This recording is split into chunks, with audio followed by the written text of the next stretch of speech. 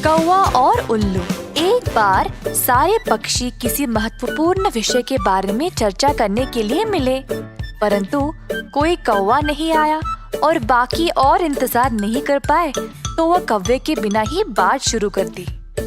पक्षियों का महाराज गरुड़ा हमेशा व्यस्त रहता है।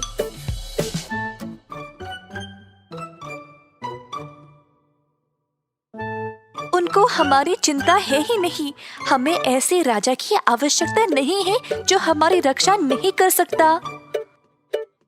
सब पक्षी एक दूसरे की ओर देख रहे थे जब उनकी नजर उल्लू पे पड़ी। क्यों ना उल्लू को चुना जाए, वह शक्तिशाली है और अनोखे गुणों वाला भी। और सबसे जरूरी बात, वह रात को भी देख सकता है। हाँ, उल्लू ही हमारा राजा होना चाहिए। उल्लू को मुकुट पहनाने की तैयारी की जा रही थी। उल्लू को अपने सिंहासन के पास लिया जा रहा था जब अचानक से एक कौवा उधर आ पहुंचा और पूछा, क्या मैं जान सकता हूँ इधर हो क्या रहा है? ओ कौवा, गरुड़ा को हमारे लिए कोई समय नहीं है, तो इसीलिए हम उसको उसके पद से निकालकर उल्लू को नया राजा बनाना चाहते हैं। अब तुम भी आ ही गए हो तो अपनी राय दे दो।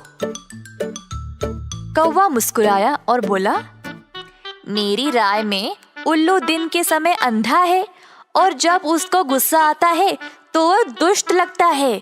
मैं तो इस फैसले से विरुद्ध हूँ। बाकी के पक्षी कौवे की बातें सुनने लगे। और उल्लू को राजा बनाकर हमें क्या फायदा मिलेगा? हमारे पास राजा गरुड़ा है जो।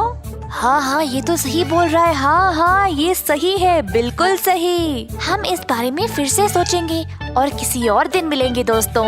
एक एक करके सारे पक्षी वहाँ से उड़ गए। कौवा वहीं पे था और उल्लू और उसकी पत्नी वहीं पेड़ पर बैठे प्रतीक्षा कर रहे थे मुकुट समारोह के लिए। उल्लू बहुत निराश हो गया। तुम एक दुष्ट पक्षी हो, मैंने तुम्हारा क्या बिगाड़ा था? आज से हम दोनों के बीच में सारी दोस्ती खत्म। उल्लू अपनी पत्नी को लेकर वहाँ से चला गया और अब कौवा अकेला पड़ गया। हाय, मैंने अपना मुंह खोला ही क्यों? मेरी राय उतनी जरूरी नहीं थी।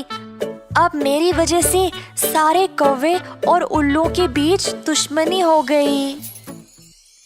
किसी बुद्धिमान ने सही कहा था, कभी कभी चुप रहना ही बेहतर है, मुसीबत से दूर रहेंगे।